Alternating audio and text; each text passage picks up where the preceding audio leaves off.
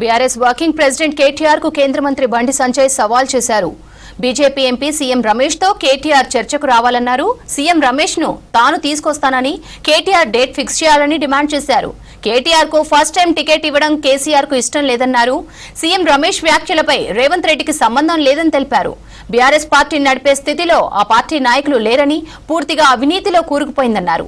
BRS ను నడిపే స్థితిలో లేకనే బీజేపీలో విలీనం చేస్తామన్నారని చెప్పారు. విలీనం వారసత్వ రాజకీయాలకు బీజేపీ వ్యతిరేకమన్నారు బండి సంజయ్. వాళ్ళ బీఆర్ఎస్ కు వాళ్ళ పార్టీని నడుపుకునేటువంటి సత్తా లేదు. పార్టీని నడుపుకోలేని స్థితిలో బీఆర్ఎస్ పార్టీ ఉంది. పూర్తిగా అవినీతిలో కూరుకుపోయారు. ఇలా మేం చెప్పు కాదు, నరేంద్ర మోడీ గారు నిజామాబాద్ బహిరంగ సభలో క్లియర్ అయిపోయాడు. సీఎం రమేష్ గారు చెప్పింది వాస్తవము. అసలు ఇంకో విషయం చెప్తా మీకు ఇవాళ. కేసీఆర్ కొడుకు కేసీఆర్ టికెట్ ఇయ్యలే. ఫస్ట్ టైం కేసీఆర్ కొడుకు కేసీఆర్ గారు టికెట్ ఇయ్యలే. అక్కడ సుధాకర్ గారు పోటీ చేస్తే ఇదే కేసీఆర్ కొడుకు పోయి సీఎం రమేష్ గారు కలిసి, నాకు మన పార్లమెంట్ కలిసినప్పుడు ఇప్పుడు సీఎం రమేష్ గారికి చెప్తే సీఎం రమేష్ గారు వచ్చి కేసీఆర్ కలిసారు.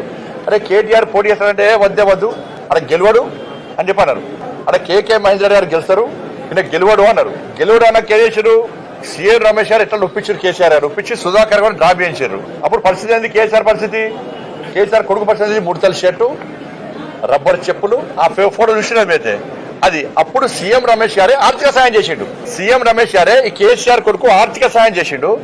సీఎం రమేష్ గారు చేసిన ఆర్థిక సాయంతోనే నువ్వు ఎమ్మెల్యే అయినవు ఇవాళ. ఇది ఫ్యాక్ట్. ఇది నువ్వు బీఆర్ఎస్ నడుపుకోలేని స్థితిలో నువ్వు బీజేపీలో విలీనం చేద్దాం అనుకున్నావు. మేము మొదటి సీఎం రమేష్ గారికి అదే చెప్పారు. ఎందుకంటే వారసత్వ రాజకీయాలకు వ్యతిరేకం, మేము అవినీతికి వ్యతిరేకం. ఇవాళ బీఆర్ఎస్ పార్టీ ఏంది? ఎవరి పార్టీ బీఆర్ఎస్? బిడ్డ, కొడుకు, అల్లుడు, ఇంకా సరకుడు కొడుకు, తండ్రి, వీళ్ళ పార్టీ బీఆర్ఎస్ పార్టీ. ఎట్లా ఒప్పుకుంటాం మేము? దేశంలో కాంగ్రెస్ పార్టీ యొక్క వారసత్వ రాజకీయాల వ్యతిరేకంగా మేము ఫైట్ చేస్తున్నాం. కాబట్టి నేను మళ్ళీ చెప్తున్నాను, మళ్ళీ పూర్తిగా అవినీతి కూరుకుపోయింది ఇవాళ. మరి సీఎం రమేష్ గారు మాట్లాడిన దానికి ఇలా కేసీఆర్ కొడుకు సమాధానం చెప్పాలి. చలో చర్చకు సిద్ధమా? చర్చ వేదిక నేను ఏర్పాటు చేస్తాను. మీరు కరీంనగర్, హైదరాబాద్ చలో డే టు టైం కేసీఆర్ కొడుకు డిసైడ్ చేయమను. సీఎం రమేష్ గారిని రమ్మట, నేను ఇన్వైట్ చేస్తా. నువ్వు వస్తావా? రేవంత్ రెడ్డికి సంబంధమే. తప్పించుకునే మాటలు చెప్పక, మళ్ళా నువ్వు తప్పించుకునే మాటలు ఏదో అందరు ఇంటర్వ్యూ అని చెప్పకు. నువ్వు కరీంనగర్ వేదికనా, హైదరాబాద్ వేదికనా చర్చకు నువ్వు సిద్ధమా? ఆయన చెప్పినట్టు అనేక విషయాల మీద చర్చకు నువ్వు సిద్ధమా? పాపం సీఎం రమేష్ గారికి కేసీఆర్ కొడుకు నాస్తికుడు అని తెలియదు. అందుకే నువ్వు నవ్వినవు. దేవుడు అంటే నేను ఫోన్ చేసిన నిన్న అన్న, నువ్వు అట్లా వెంటకే దేవుడిని ఒట్టు పెడతారని ఆస్తికుడు, దేవుడు నమ్మ నాస్తికుడు చెప్పిన.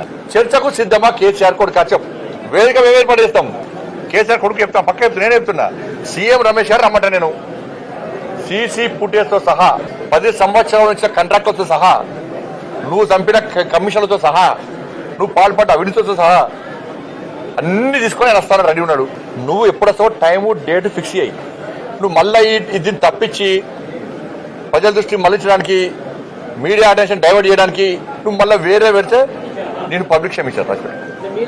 దానికి వాళ్ళ దీనికి రేవంత్ రెడ్డి గారికి సంబంధం ఇలా.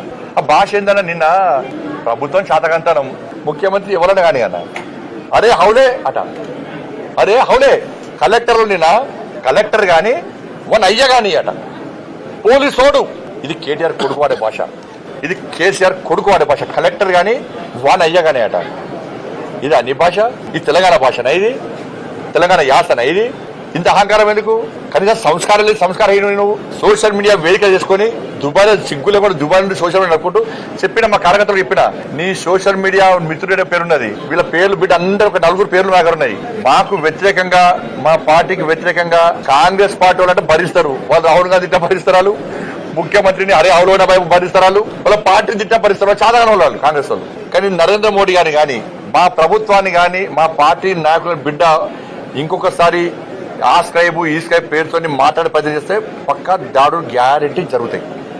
పక్క నేను హోమ్ మినిస్టర్ చెప్పొద్దు, కానీ నీ అరాచకం పెరిగిపోతుంది. దాదాపు 100 సోషల్ యూట్యూబ్ ఛానల్ పెట్టుకొని అడ్డదారిలో సంపాదించిన పైసలు వాళ్ళకి వెచ్చించి వాటి ద్వారా ఏదో చేయాలని చూస్తున్నావు.